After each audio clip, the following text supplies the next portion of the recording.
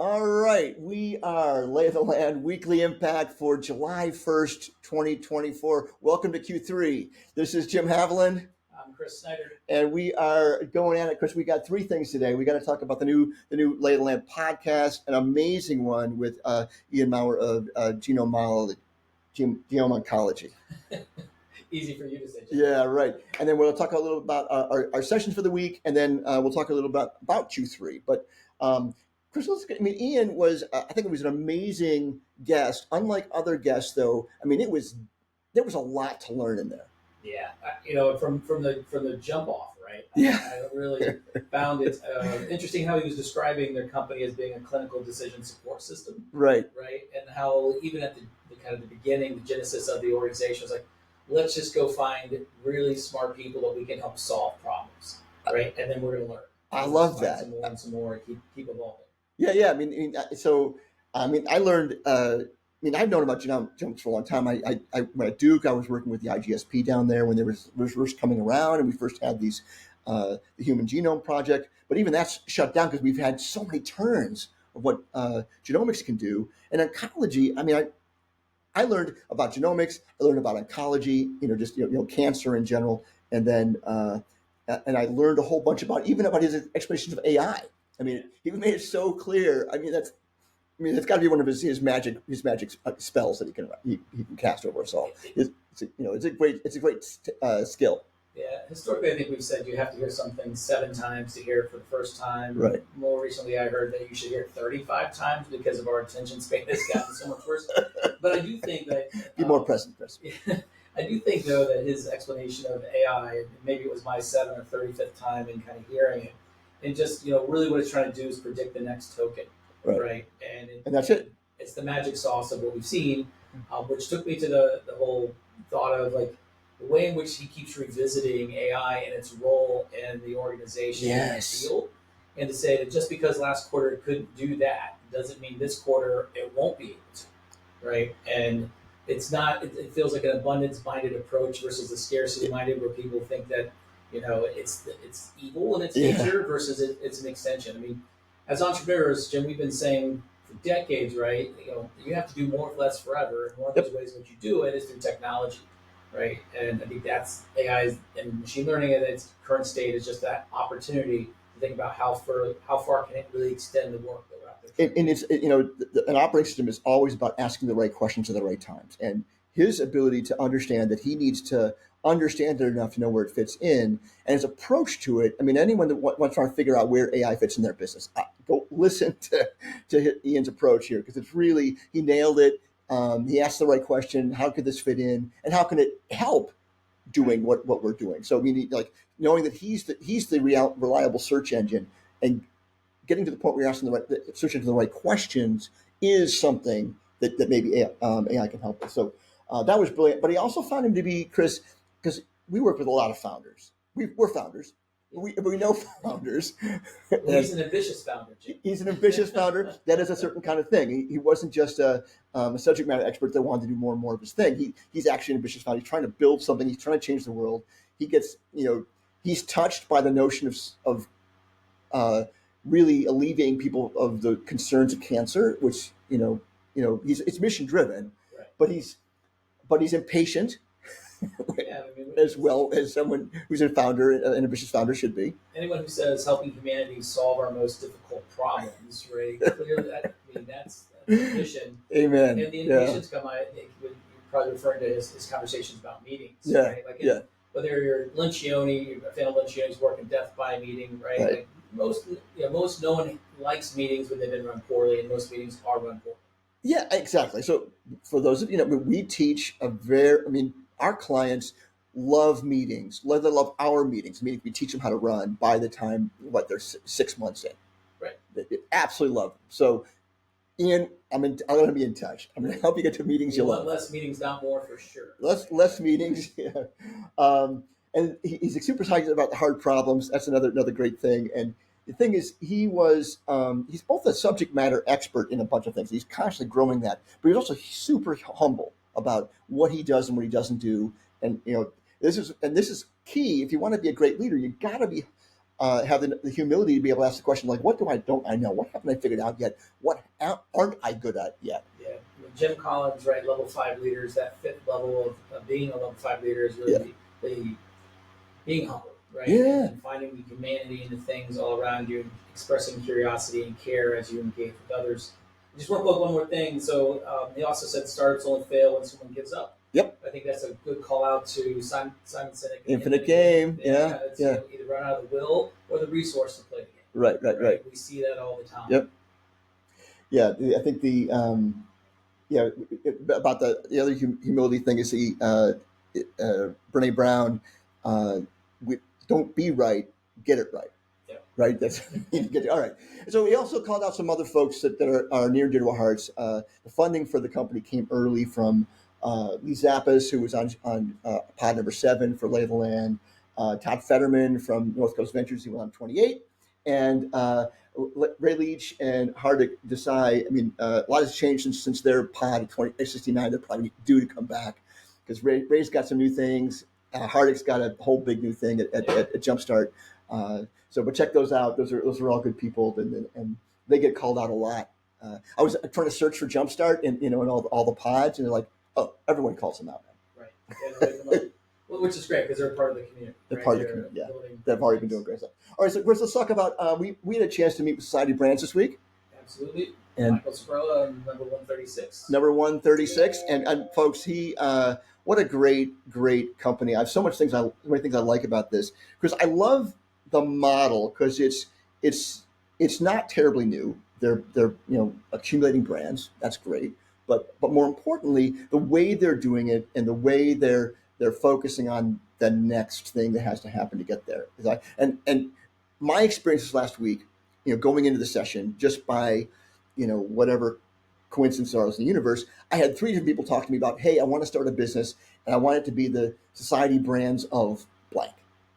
Right. So like, and I told them that they were so like proud of that moment. Like, hey, we've actually created something that's really interesting. Let's talk about the model a little bit, Chris. Yeah. I mean, look at this. A roll-up model has been around forever, right? I don't know the actual birth date of it, but it's been around forever. Yeah. I think what they're trying to do differently is not remove the founder, right? So as much as possible, have the founder stay, make sure that they still are a driven, ambitious founder, right? And then give liquidity upon gates, right? So initially there's some liquidity. As they continue to perform, there's more, and it can almost be prescriptive in its nature. Because so often what happens when founders stay for an earnout is there's a year to 2 of misery. Right? Yeah. And they're trying to make sure it's not that way for all, right? They want people to be excited about the work that they're going to do and the contributions they're going to make to the overall entity, not just the one. And Chris, I want to pack that a little bit because I think that what's important there is, one, a lot of people, when they take venture money at some point or whatever funding model, the mistake they make is they don't take any cash off the table. Don't do that, my friend. If you're a founder, that is your moment to lock in some winnings. So don't let it all ride. Take something off the table. If you have the opportunity, it's the way to go, because you're just thinking about portfolio management. Yes. There's times in your portfolio, if it's in the public markets, right, that you're going to think about, this is the time to get to de-risk, to diversify, to do those types of things. And if you have the opportunity, I think that's what they're trying to help these folks know, that if over 90% of your wealth that you've been working tirelessly on creating is locked up in a business, how do I start to have some liquidity? Yes. They're one of those options. And one of the things that I think really I love about their model is it's not only just a de-risk, right? But it allows them to have a higher probability of success. Yes. Right. And the more you have shared services, whether that's the go-to-market shared services, right, or the operating shared services, logistical, all that comes together in a much more mature way. You're going to get there sooner, faster. 100%. And the through the miracle of investment math, everyone's multiple's worth more. Right. The combined asset is just suddenly worth more. Right. All boats rise under this model. And so we've got that part of it, the investment math. We've got, leave the founder in place so they have something to do with multiple exit possibilities. And the shared services model, or they're working towards a pods model, but still, the notion of we can do these things better, be very specific about these things and build that first. Right? Start with that, because that's what helps bring people in and really drives the growth of the thing overall. Yeah, if a company wants to grow 5, 10, 15% a year, Yeah. then there's so much that you need to do differently than if you're trying to grow 100+%. Yes. Right? And they're in that mode where they are trying to absolutely do that through the acquisition model, coupled in with organic growth. So, hats off to the ambitious the three co-founders as they've come through. Yes. Right.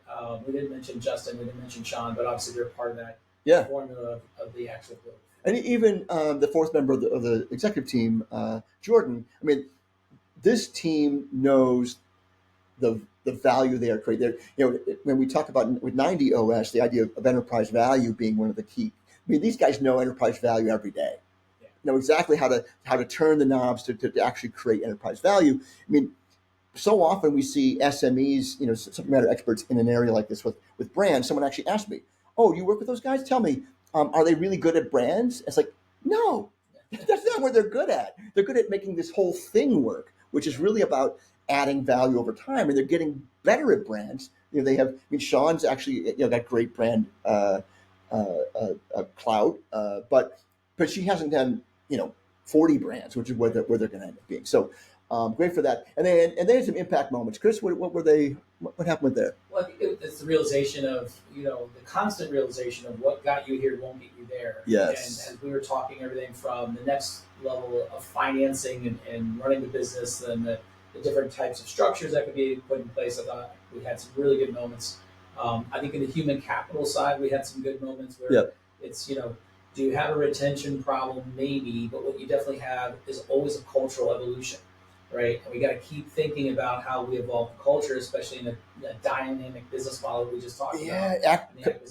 Acquisitions and culture, it matters a lot, and you have to be, if you're going to be acquiring, you have to be better and better at figuring out who stays and who doesn't. Yeah. Right, and just really leaning into it. It's like, hey, you've got great talents, but you no longer fit here because this is our culture, and making that just part of the reality. We're going to lose, but they did take on. The notion of undesirable exits versus exits, and I think they've gotten a little. They're first like, oh my god, we have a retention problem. Well, no, those were all some people were not the right people in the right seats. Just not the right people in the right seats, man. And we love them, and they're going to be great somewhere else, but just not here. Yeah. And just embracing that. Well, I do. One of the things I love about the podcasts in general, right, is that we get to hear from entrepreneurs who are talking about struggles. Right, because we know the struggle is real. Sometimes you just don't really need to struggle alone. There's a community out here trying to help you build stuff. So we love the fact that Society of Brands has embraced the global entrepreneurial community. Yeah, reach out to us if you want to build the Society of Brands of something. Reach out to us. Michael is happy to talk to you. He's very generous that way. Lastly, Kris, I just a couple of seconds on. It is beginning of Q3. July 1. Here we are. And I know with. You and I are both fans of the reforecasting concept. Like it's great to have to plan out your year, but you get to this place in the year. A lot of things happen in those first couple of quarters, and rather than dragging yourself through hating yourself for the next 2 quarters, as you're not going to reach your goals or you're going to blow away your goals, it's time to reforecast. And it doesn't have to be a whole, doesn't have to do everything, but like set reasonable goals so you can actually achieve them. Yeah, and it goes up and down. Yes. So even if you're ahead of plan, you want to still take a look at what's possible in the second half. You want to embrace the things that you've done well and done right. Maybe you do more of them if you're winning, right? Versus operating on a plan that honestly is probably 6 months of the year. It's probably was done 2 months before that. It's 8 months old. And if you're an entrepreneur, a dynamic company, that's too long, right? I tell my clients, so we set that compelling, audacious goal for 5 to 50 years out, and we have a 3-year plan, and we have a 1-year goal we're trying to get to. But I say you're going to be wrong. You're not going to be 100% right, and you're going to grade yourselves on being 90% right on your 1-year plan. But even better, I just want you to get better and better at predicting. That's what I really want for you. So it's really more about being able to constantly do those cycles. So you ask the right questions at all the right times. What is the most effective thing for me to do that gets us to a longer term goal for the next two quarters? And that's the better question than like just staying to something you put up with, when you're wrong. All we're saying is if no matter up, down on budget, take a good solid look at the second half of the year. Yeah. Put together your metrics, your KPIs, all those things that will still drive you to that place you need to get to. And Jim, the one plug I do want to make before we go is annual planning season is now, team. It's right. It's now. It's not October. I know that's when mostly people start to do their annual planning is in October. We got to start thinking about it now as you think about the second half and when Right. you're going to do the work, how budgets are going to sequence and come together, all that stuff. And so often we get to the actual Q4 and people think that's annual planning. It actually starts now. It starts now. You got to start figuring this stuff out. I mean, it's, that as you're a leader rising up the hierarchy of needs, you spend more and more time thinking about that, planning for that, thinking, trying to gather the information you need to make great plans for the year. And I actually have my first annual planning session in August. So, because that's when they need it. They need to be able to put things in place. And then I've got them every month through the rest of the year and then into February, asking the question, when do we start planning? Annual planning is like always, when you get up to the top, you're always, but even if you're just in the scalable mode, you should start now. Start thinking about that now. 100%. Great, Kris, thanks so much. Jim, enjoyed it. Thank you. See you all again soon. All right.